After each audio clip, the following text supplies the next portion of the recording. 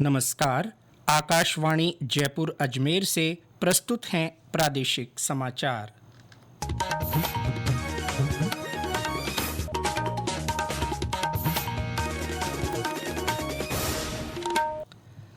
मुख्य समाचार। केंद्र सरकार ने कम मूल्य के भीम यूपीआई लेन देन को बढ़ावा देने के लिए एक प्रोत्साहन योजना को मंजूरी दी। राज्यपाल हरिभाऊ बागड़े ने प्रत्येक गांव और ढाणी में शिक्षा का प्रभावी प्रसार प्राथमिकता से करने पर जोर दिया है। प्रदेश में एग्री स्टेक योजना के तहत अब तक 51 लाख से अधिक किसानों ने अपने फार्मर आईडी बनवाए।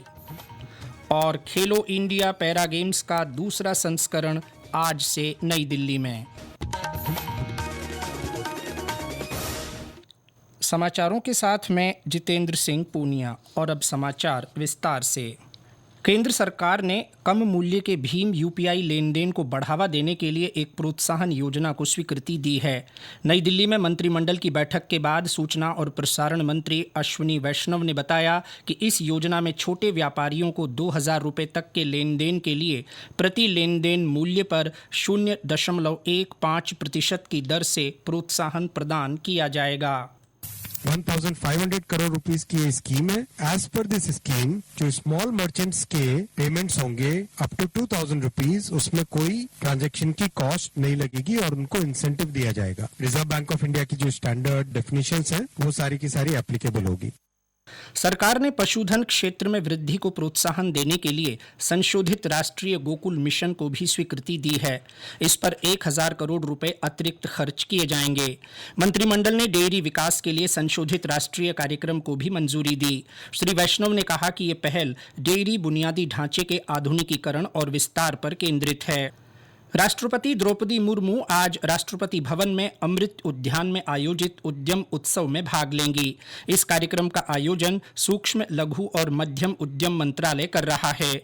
30 मार्च तक चलने वाले इस उद्यम उत्सव का उद्देश्य देश की जीवंत विरासत को नागरिकों के करीब लाकर एमएसएमई को सशक्त बनाना और प्रोत्साहित करना है।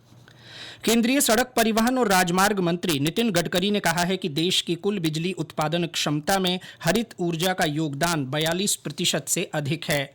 कल नई दिल्ली में 32वें convergence India expo, smart mobility India expo और 10वें स्मार्ट सिटीज इंडिया 2025 में श्री गडकरी ने कहा कि सरकार वैकल्पिक ईंधन और जैव ईंधन को विशेष प्राथमिकता दे रही है।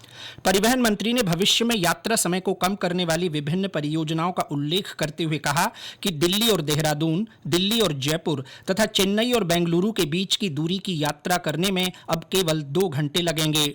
उन्होंने ये भी कहा कि दिल्ली और मुंबई के बीच यात्रा का समय भी घटकर 12 घंटे रह जाएगा।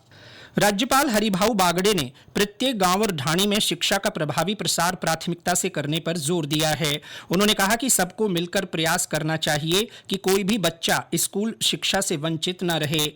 राज्यपाल ने कल हनुमानगढ़ में जिला स्तरीय अधिकारियों से संवाद कर विकास योजनाओं की समीक्षा बैठक ली। उन्होंने अधिकारियों को केंद्र और राज्य सरकार की योजनाओं का समयबद्ध क्रियान्वयन करने के निर्देश दिए। राज्यपाल ने जिले में बढ़ रही नशे की प्रवृत्ति की रोकथाम के लिए हर महीने मॉनिटरिंग और समीक्षा करने को भी कहा। केंद्र सरकार के संसदीय कार्य मंत्रालय की ओर से राजस्थान केंद्रीय विश्वविद्यालय में 17वीं राष्ट्रीय युवा संसद प्रतियोगिता कल आयोजित की जाएगी। इस राष्ट्रीय स्तर की प्रतियोगिता में विद्यार्थी एक मॉक संसद का मंचन करेंगे और भारतीय संसद की विभिन्न प्रक्रियाओं और नियमों का पालन करते हुए विभिन्न मुद्दों पर चर्चा करेंगे। इस प्रतियोगिता का उद्देश्य विद्यार्थियों को भारतीय संसद की कार्यप्रणाली से अवगत कराना और संसदीय बहस की बारीकियों को समझाना है। इसमें 55 छात्र भाग लेंगे। इससे पहले कल अजमेर के सम्राट पृथ्वीराज चौहान राजकीय महाविद्यालय में जिला स्तरीय विकसित भारत युवा संसद आयोजित की गई। इसमें 50 प्रतिभागियों ने एक देश एक चुनाव पर अपने विचार प्रस्तुत किए। प्रादेशिक समाचार बुलेटिन आप हमारे x handle @AIR News_ Jaipur, YouTube channel Rajasthan AIR news और फेसबुक AIR न्यूज़ राजस्थान पर भी सुन सकते हैं। इसके साथ ही आप हमारी वेबसाइट newsonair.gov.in पर भी समाचार सुन सकते हैं और संबंधित फोटो और वीडियो देख सकते हैं। प्रदेश में एग्रीस्टेक योजना के तहत लगाए जा रहे शिविरों में अब तक 51 लाख से अधिक किसानों ने अपने फार्मर आईडी बनवा लिए हैं। कल जयपुर में राजस्व विभाग के प्रमुख शासन सचिव दिनेश कुमार ने वीडियो कॉन्फ्रेंस के माध्यम से सभी जिला कलेक्टरों की शिविर से संबंधित समीक्षा बैठक ली। बैठक में उन्होंने कहा कि राज्य में अब तक 9,805 शिविरों का आयोजन कर 51,10,310 कृषकों का रजिस्ट्रेशन किया जा चुका है। शासन सचिव ने कहा कि ये शिविर ग्राम स्तर पर 31 मार्च तक लगाए जाएंगे। उन्होंने अधिकारियों को हर किसान का रजिस्ट्रेशन सुनिश्चित करवाने के निर्देश दिए। इसी कड़ी में जैसलमेर में आज से भू अभिलेख निरीक्षक वृत्तवार शिविर लगाए जाएंगे। 26 मार्च तक चलने वाले इन शिविरों में वृत्त क्षेत्र की ग्राम पंचायतों के किसानों का पंजीयन किया जाएगा। प्रदेश में आज से 8वीं कक्षा की बोर्ड परीक्षाएं शुरू हो रही हैं। ये परीक्षाएं 2 अप्रैल तक चलेंगी। परीक्षाएं एक पारी में दोपहर 2 बजे से शाम 4:30 बजे तक होंगी। इसके लिए राज्य में कुल 9,824 परीक्षा केंद्र बनाए गए हैं। वहीं 12 लाख से अधिक विद्यार्थी पंजीकृत हैं। आज विश्व गौरैया दिवस है। ये दिन हर साल 20 मार्च को दुनिया भर में हाउस स्पैरो यानी गौरैया के संरक्षण के प्रति जागरूकता बढ़ाने के लिए मनाया जाता है। इस वर्ष की थीम है प्रकृति की नन्ही संदेश वाहकों के लिए एक उपहार। गौरतलब है कि एशिया के ज्यादातर भागों में मिलने वाली गौरैया फिलहाल IUCN की रेड लिस्ट में शामिल है।